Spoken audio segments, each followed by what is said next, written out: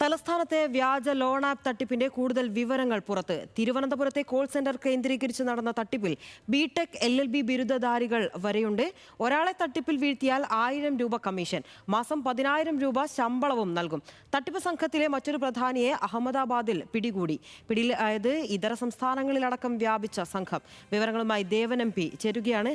ദേവൻ, ഇതിൽ ഏറ്റവും പ്രധാനപ്പെട്ട കാര്യം തട്ടിപ്പിൽ ഈ ബിടെക് LLB ബിരുദധാരികൾ വരെയുണ്ട്. ഇത്രയും വിവരവും വിദ്യാഭ്യാസവുമുള്ള കുട്ടികളാണെന്ന് നമ്മൾ പ്രതീക്ഷിക്കുന്നു. അവർ വരെ കമ്മീഷൻ രീതിയിൽ, ഒരാളെ വീഴ്ത്തിയാൽ 1000 രൂപ എന്നുള്ള കമ്മീഷൻ രീതിയിൽ ഉൾപ്പെടെയുള്ള തട്ടിപ്പിൽ പങ്കാളിയാവുകയാണ്.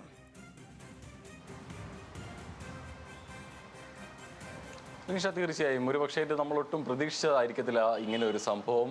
പലപ്പോഴും ഈ പറയുന്ന പോലെ തന്നെ വ്യാജ ലോൺ ആപ്പുകൾ കേന്ദ്രീകരിച്ചുകൊണ്ട് തന്നെ മലയാളികളെ അടക്കം സാമ്പത്തിക തട്ടിപ്പിന് ഇരയാക്കുന്ന വാർത്തകളെല്ലാം തന്നെ നമ്മൾ കേട്ടിട്ടുള്ളതാണ്. പക്ഷേ ഇത് ആദ്യമായിട്ടായിരിക്കും തിരുവനന്തപുരത്ത് തലസ്ഥാനത്ത് ഏറെ തിരക്കുള്ള കഴക്കൂട്ടത്തിന് സമീപം ശ്രീകാര്യത്ത് ഒരു സ്ഥാപനം പ്രവർത്തിക്കുകയും അവിടെ ഇരുന്നു കൊണ്ട് വിദേശ രാജ്യങ്ങളിലുള്ള പൗരന്മാരുടെ പണം തട്ടിയെടുക്കുന്ന ഒരു സംഘം ഇവിടെ പ്രവർത്തിച്ചിരുന്നു എന്ന് മനസ്സിലാക്കുന്നത്. ഇതുമായി അതായത് ലഹരി പരിശോധനയെ ബന്ധപ്പെട്ടുകൊണ്ട് തന്നെ കഴിഞ്ഞ ദിവസം പോലീസിന്റെ ഡാൻസ് ആപ്പ് സംഘം ഈ പറയുന്ന സ്ഥാപനത്തിൽ ചില പരിശോധനകളും അല്ലെങ്കിൽ അവരുടെ നിരീക്ഷണമെല്ലാം തന്നെ ശക്തമാക്കിയിട്ടുണ്ടായിരുന്നു. അതിന്റെ അടിസ്ഥാനത്തിലാണ് ഇന്നലെ വൈകുന്നേരത്തോടു കൂടി അവിടെ എത്തി ഒരു പരിശോധന നടത്തുന്നത്. ഈ പരിശോധനയിൽ ഞെട്ടിക്കുന്ന കാഴ്ചകളാണ് ഈ ഓഫീസിനുള്ളിൽ കണ്ടത്.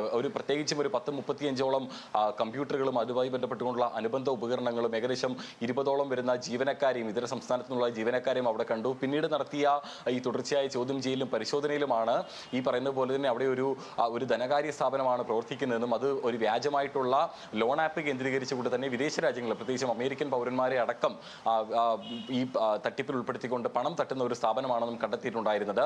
ഇതിന്റെ കൂടുതൽ വിവരങ്ങൾ ഈ പോലീസ് ഈ ജീവനക്കാരുമായി ചോദിച്ച് മനസ്സിലാക്കി. ഇതര സംസ്ഥാനങ്ങളിലേക്കടക്കം വ്യാപിച്ച സംഘത്തിനെതിരെയുള്ള വിവരങ്ങൾ പോലീസ് തേടുകയാണ്. വിവരങ്ങളാണ് ദേവൻ MP നൽകിയത്.